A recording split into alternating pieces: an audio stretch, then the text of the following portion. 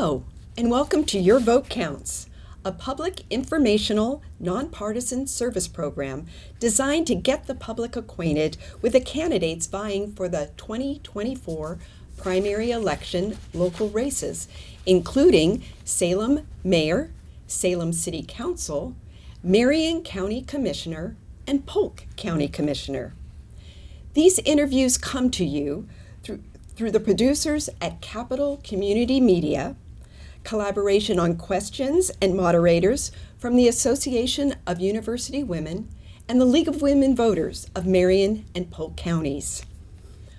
All candidates for these races were invited to participate, and all but one chose to participate. Candidates did not receive the questions ahead of time. The questions were prepared by the League of Women Voters. Candidates were asked to prepare a 2-minute opening statement addressing their background and qualifications for the office, as well as a 2-minute closing remarks. My name is Toma Cadu with the League of Women Voters of Marion and Polk counties, and I would like to introduce Roxanne Beltz, who's running for Polk County Commissioner, position number 1. Welcome, candidate Beltz. We look forward to your opening remarks. Thank you very much. I appreciate being here. And I want to thank the League of Women Voters and Capital Community Media and the other partners for this opportunity. So as you said, my name is Roxanne Beltz. I'm running for Polk County Commissioner, position number 1. So I am currently a Monmouth City Councilor. I was first appointed in March of 2018. Then I ran for the seat. I was elected in November of 2018. And then I ran again, and I was reelected in 2020, so I am halfway through my second term. So I currently serve on a wide variety of boards and commissions, boards of directors. I'm vice chair of the Mid-Willamette Valley Council of Governments. I am on the SEDCOR board, which is the Strategic Economic Commission here in Salem. I'm also on the Heritage Society board for the Independence Museum. I am the council liaison, the city council liaison currently for the senior board in Monmouth. In the past, I've served as a board member of the Oregon Transit Association, of the Transportation Options Group of Oregon. I have served on the Oregon Public Transit Advisory Commission, the Women's Caucus Board of the League of Oregon Cities. I have been the Monmouth Arts and Culture Commission Board. I have also been the city council liaison for the Monmouth Library Board, the Traffic Safety Board, and the Historic Commission. My professional background, I have a Bachelor of Arts degree from Marylhurst University in interdisciplinary studies with an emphasis on communication and art. My early career involved providing organizational support for Chevron. I worked in various divisions, including transportation, the environmental division, organizational development, and international training with the Indonesian business unit. I spent over 20 years in transportation planning. I had positions at Stanford University, ODOT, and 16 years at Chariots here in Salem. I retired from Chariots in April of 2022 to launch my own marketing and graphic design business. So all these connections have expanded my understanding. Along with my career, I'm active in the community. I participate in local causes. Thank you. Thank you for that background information. Now let's give you an opportunity to address our questions developed for this interview. Our first question is, what is the Willamette Community Action Agency? And can you tell us about some of their current projects? Willamette Community Action Agency. I will be very honest, I'm not that familiar with what the work they're doing. But I'll tell you, when I'm not familiar with something like that, I will spend as much time as I can teaching myself about what it is that they're doing. I apologize for not being better educated on this, but I'm unfamiliar with them. I will reach out and see if I can learn more. Terrific. Thank you. Let's move on to another question then. Thank you. What progress do you believe is being made on shelters for the unhoused in Polk County? Well, housing, obviously, we all know, rents, property values are a significant issue here. And this is not a one-size-fits-all sort of problem, so there's not one-size-fits-all solution. The Mid-Willamette Valley Homeless Alliance right now is doing incredible work. I fully support the work that they're doing. I believe that I know their goals include preventing houselessness. swiftly rehousing homeless individuals, including unaccompanied youth and families, while minimizing the trauma. I know there are issues like 70 to 75% of homeless adults were homeless as children. So developing facilities like David's House in Monmouth to house youth will prevent future trauma. That's a wraparound service. They have 24/7 care there. And those kinds of programs are the programs that I support. I know that the Homeless Alliance aims to promote access to mainstream housing and homeless services while fostering this idea of self-sufficiency. I have a quick story I want to share. I have a close family member that went through a difficult divorce, and after that he struggled with depression, some other mental health issues, and he ended up losing his job and became homeless. And my husband and I decided we needed to step up and help this family member. So while he was struggling to navigate all the bureaucracy, we helped get him services, we provided housing, and in fact, what we realized we needed to do after exhausting options, given how challenging it is for people to find housing when they are homeless, is we decided to build an ADU in our backyard, an accessory dwelling unit. And so while that will be for him for the time being, while he works towards self-sufficiency, and in 18 months he's gotten a job, he's getting services, he's gotten medical care, and he'll move into the ADU, and then ultimately when he moves out and moves to his next step in his life, we'll have an accessory dwelling unit that we'll rent to somebody else in a similar situation to help them move up. So those are the kinds of things that I see that every individual needs to do. That's a small part, that's a small answer, but everybody can help doing things like this. Thank you for that. What is the working relationship between Polk County and the Grand Ronde Nation? And what do you see as the most important shared issues? Since I don't currently work for the county, I can only speak to what I know, which is the relationship that they have been building over the years. A lot of it has to do with transportation. That's a huge issue, and obviously that's an area I have a lot of expertise in. I've built relationships with tribal council and tribal members. Being on the Mid-Willamette Valley Council of Governments, I work directly with Lisa Lino, who is one of the tribal council elected. And she and I have spent quite a bit of time talking about what it is that Polk County can do to support the tribes. They have amazing medical services. In fact, they rescued quite a few people during COVID when they were providing vaccines for people in the county before the county was able to.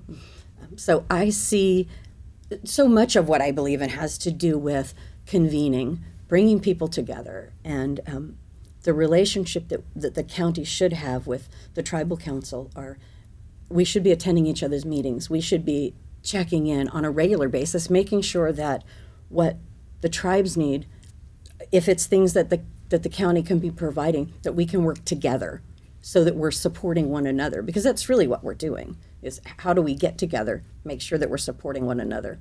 And back to transportation, yes, we need to develop a better transportation system so that the tribal members have something within their own community. And that's a plan that I have in terms of transportation, and we can talk about that if that comes up. Okay. Thank you. Thank you. What are your particular interests in the county areas of responsibility?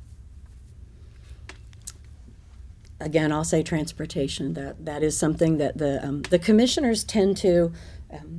Obviously, they all have responsibility in a significant number of areas, but they also have their own areas of interest. And my area of interest has always been transportation planning, and to me, transportation is more than just roads and bridges. I mean, we need to support our infrastructure. We need to continue to build highways and support the work that ODOT's doing. However, there are lots of individuals in our county that are eligible for services that are not receiving services. And so I believe that after I'm elected, I will be able to implement a community transportation commission so that we can make sure all of the appropriate parties are at the table to talk about transportation planning on a county level. You know, I was part of the grassroots effort that brought my trolley into Monmouth and Independence.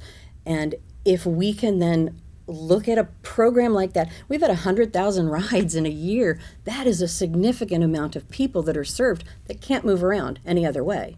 These are people that either can't drive, shouldn't drive, or don't have the resources. And so that's something we need to look at a county level. But we need to have people at the table. We need to have chariots at the table. We need to have experts at the table to talk about how to grow our transportation network for individuals that don't necessarily have cars. And that's what I used to do when I worked at Chariots, is I did outreach and education, working with employers, building employer programs. So that is certainly something that I would focus on quite a bit. Okay. Could you discuss what has promoted the positive interaction between commissioners and department heads? What has promoted?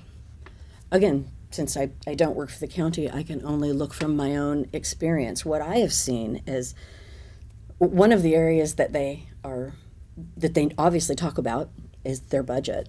And I know that the commissioners have spent a significant amount of time working with the department heads to ensure that the budget ask that they present are dollars. How will they be used? How will they be accounted for? How will they? So having those kind of conversations to ensure that the commissioners know what the department heads need, and the commissioners understand that these are the growing needs, these are the infrastructure needs, these are the staffing needs, these are the leadership needs that the department heads have. And I know that work is being done from the conversations I've had with the existing county commissioners. I would certainly hope that if the department heads had a need, they would feel 100% comfortable going to the commissioners and having those conversations. And from what I've seen in the meetings, they definitely do. Thank you. What is the role of the county in public health decisions?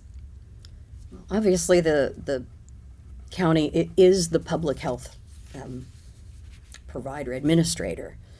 And public health is that's a big issue. We're talking about behavioral health, and we're talking about youth, children. I have a few notes. Let me make sure that I cover that.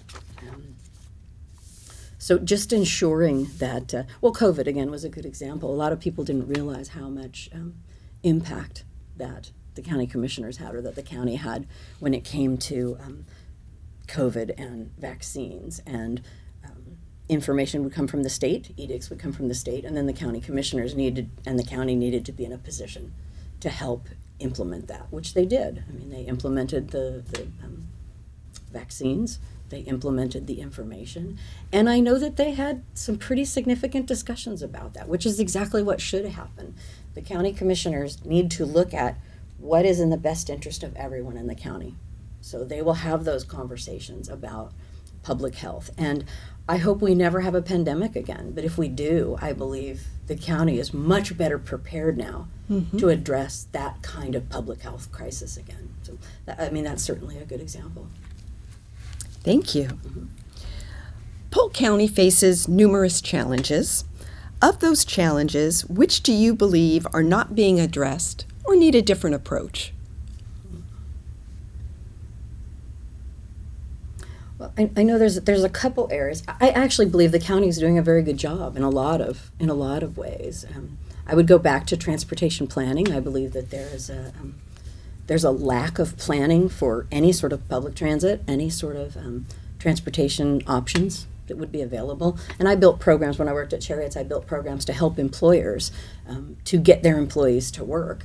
We built a van pool program where we got hundreds of employees, Spanish-speaking employees, people of color, to their work sites. These are people that could not drive or did not have opportunities to drive. So we were able to get those employees to work. We helped the employer, we helped the employee, and it definitely helps with employee retention and recruitment when you build programs like that.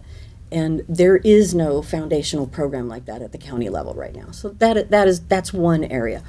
Certainly housing and economic development and growth. I mean, these are areas in 1990, we should have been building the infrastructure for housing now, but we didn't. We kind of kicked the can down the road.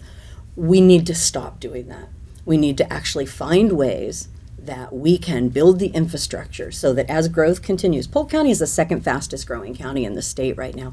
We need to find ways to build the infrastructure, water, sewer, utilities, so that as growth needs to happen, we have places for these homes. And it needs to be smart growth. It needs to be development that's transit oriented. It needs to be development, compact development. We don't need more sprawl, and we don't need to use up farmland to do this. We need to look at the resources that we have and find ways. And again, that's through convening. That we need to bring everybody to the table. My goal is to get to yes in a conversation.